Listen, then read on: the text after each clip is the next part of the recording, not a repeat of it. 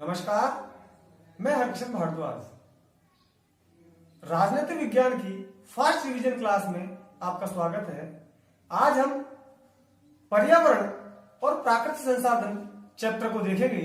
ये 12वीं क्लास की बोर्ड एग्जाम में 4 अंक का है। इसमें से 2 प्रश्न 1-1 अंक के आएंगे और 1 प्रश्न 2 अंक का आएगा।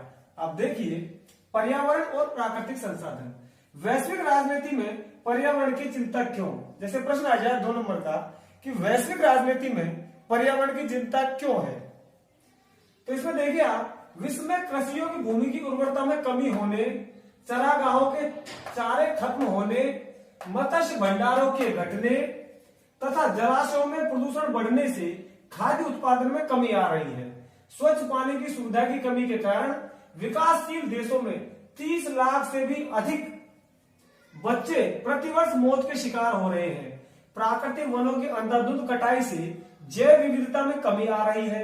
वायुमंडल में ओजोन परत में छेद होने से पारिस्थितिकी तंत्र और मानव स्वास्थ्य पर खतरा मंडरा रहा है। समुद्री तटों पर बढ़ते प्रदूषण से समुद्री पर्यावरण की गुणवत्ता में भारी गिरावट आ रही है।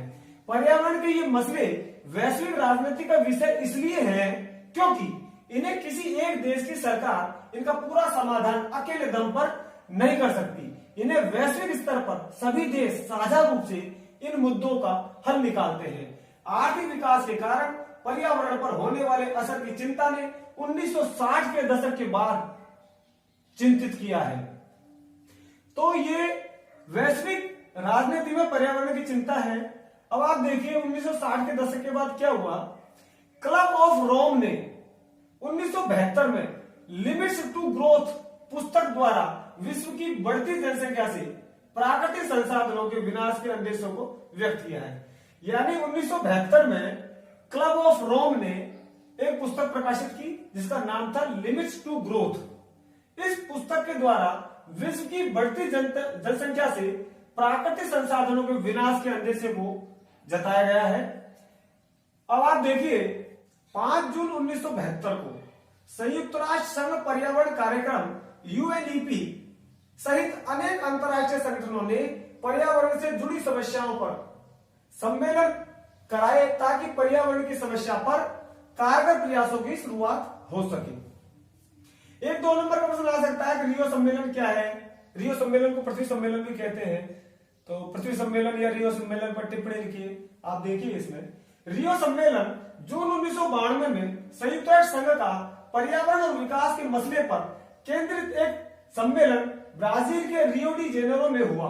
इसमें 170 देश, हजारों एनजीओ तथा अनेक बहुराष्ट्रीय निगमों ने भाग लिया, जहां पर्यावरण सुरक्षा को लेकर धनी और विकसित देशों जो उत्तरी गोलार्ध तथा गरीब और विकासशील देशों दक्षिण गोलार्ध के बीच अंतर था। विकासशील आर्थिक विकास को विकसित देशों की चिंता ओजोन परत छेद और ग्लोबल वार्मिंग को लेकर थी। रियो सम्मेलन में जलवायु परिवर्तन, जैव विविधता और वानिकी के संबंध में कुछ प्रोटोकॉल निर्धारित किए। इसके एजेंडा 21 के रूप में पर्यावरणीय समस्याओं के साथ ही टिकाऊ विकास के तरीके बताए गए। टिकाऊ सतत विकास का मतलब है आर्थिक वृद्धि का तरीका ऐसा होना चाहिए कि पर्यावरण को नुकसान नहीं पहुंचे। इस सम्मेलन में पर्यावरण सुरक्षा की साझी परंतु अलग अलग जिम्मेदारियों के सिद्धांत को मान लिया गया। अब आप देखिए 1-1 नंबर के जैसे प्रश्न है, उनमें देखते हैं अपन।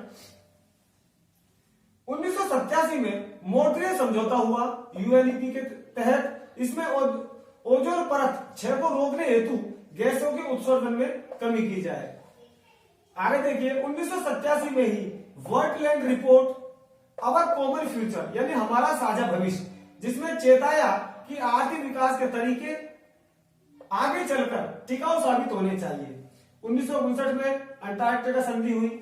अब आप देखिए यूएनईसीसीसी 1992 में हुई। इसका पूरा नाम है United Nations framework convention on climate change. यह जलवायु परिवर्तन पर एक वैश्विक समझौता है जिसमें ग्रीन हाउस गैसों के उत्सर्जन में जिम्मेदारियों को लेकर प्रतिवर्ष एक बैठक होती है।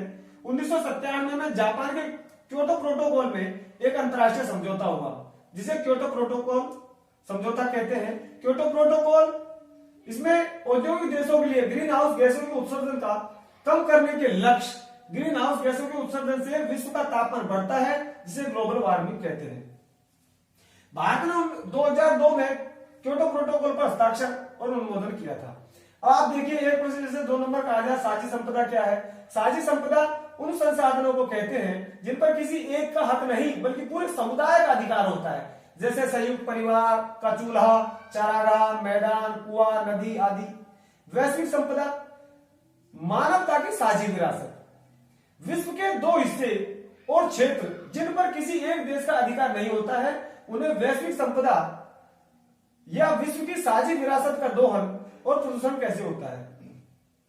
अब आप देखिए वैश्विक संपदा मानवता की साझी विरासत, विश्व के 2 हिस्से और क्षेत्र जिन पर किसी एक देश का अधिकार नहीं होता उन्हें वैश्विक संपदा या मानवता की साझी विरासत कहा जाता है।